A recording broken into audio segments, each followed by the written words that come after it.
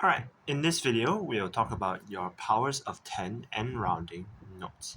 It is for the benefit of those who weren't in class and who are absent, as well as your homework. I'm going to let you know now. And for those who are absent, depending on your situation, I will allow an extension. Alright, so powers of 10 and rounding. What are powers of 10? First of all, let me ask you what is 2 squared. What does 2 squared mean? Here, 2 squared, it means, some of you might straight away say 4, but the principle behind squares, it is multiplying the number by itself. This number right here represents how many times you have to multiply it. So, let's say I have 2 to the power of 4. We do not say square now, because square is represented by 2. But now when it's 4, we say to the power of 4, which means it is 2 multiplied by itself 4 times. 1, 2, 3, 4. Alright? So that is the power of. But here, what we're going to talk about is the power of tens. Why do we need to talk about the power of tens? Why is the power of tens so important? I can ask you a question such as, what is this number? Take some time to think about it. After you've thought about it, actually this number is 1 billion. And you can see that it's such a huge number. When you have to deal with big data like this, you have to realize that in the real world, we deal with huge numbers every single day. An example is you think about your friends, you think about how many A's they score.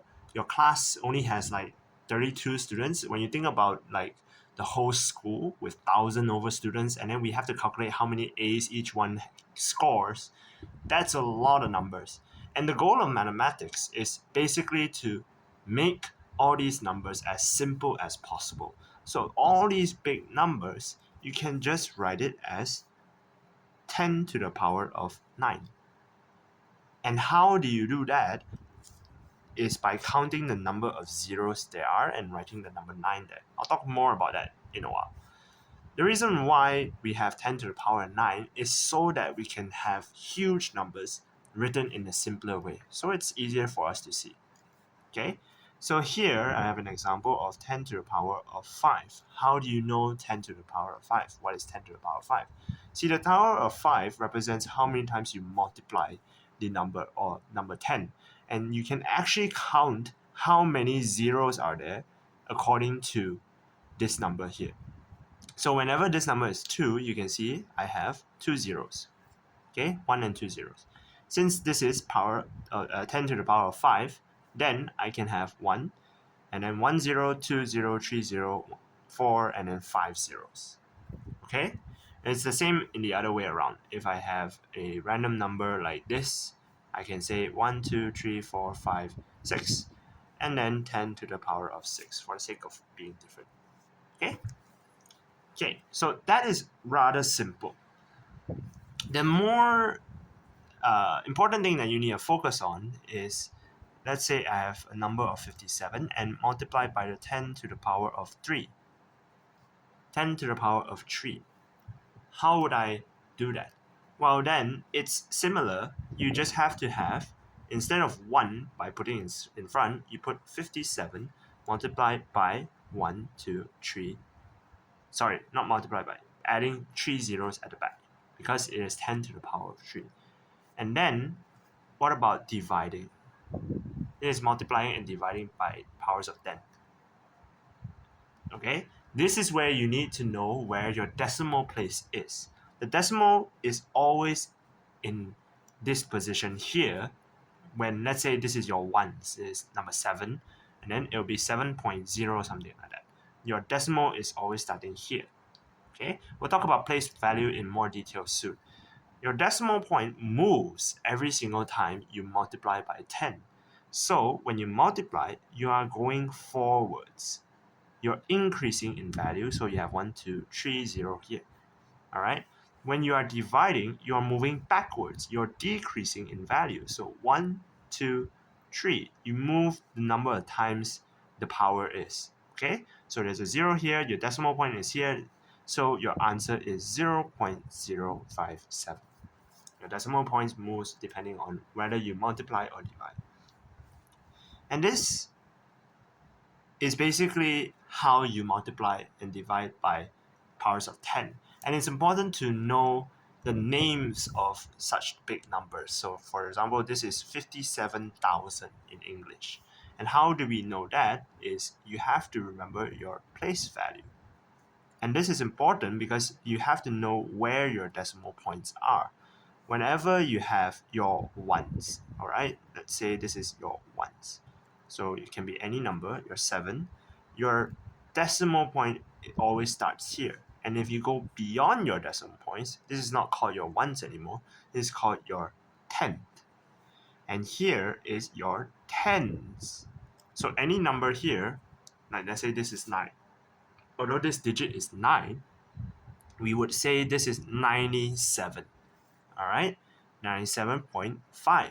And then 100, hundreds, okay? Hundreds, you have your, let's say you have your hundreds, 897, and then you'll have your thousands, and then your 10,000s, and your 100,000s, and then over and over again. Here is your tenth, your hundred, your thousands, 10,000s, every so on and so forth. Okay? And your place value changes whenever you multiply 10 or divide by the powers of 10. Okay? It shifts. And then the way you calculate that is by moving this decimal point. Okay, that is basically multiplying and dividing by the powers of 10. Now we talk about rounding. How do we round off? Let's say if I again have big numbers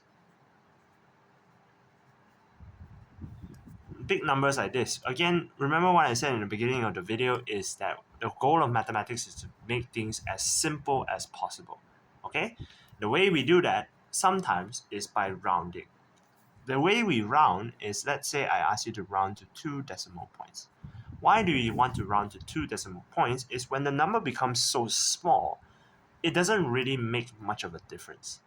An example would be, let's say, your money. For example, like, let's say if your friend owes you like 2 cents, how are you going to pay back that 2 cents? It's so small that you barely notice it. Okay, that's 2 cents. What about 0.00002 cents?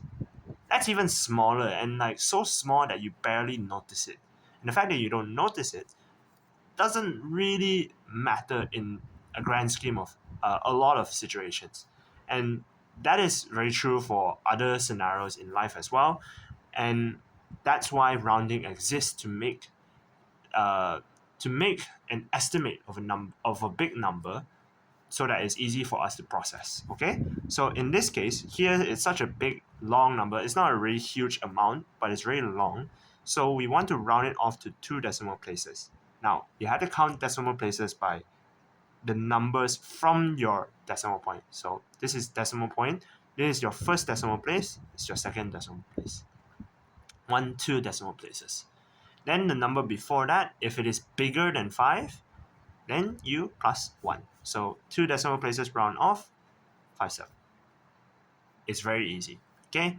If I want 3 decimal places,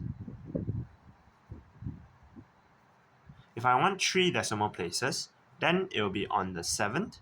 My 8 will be the last number. Since it is bigger than 5, I plus 1, and then it is 0.568. What if the number is less than 5? And then let's do something like this. Okay, I want 5 decimal places. Okay, 5 decimal places. Then you count 1 decimal place, 2 decimal place, 3, 4, 5. This number here is less than 5. If it is less than 5, then you ignore it. You just write 5, 6, 7, 4, 5. You end at 5 decimal places. The other numbers, you just take it away. Just take it away. Just leave it.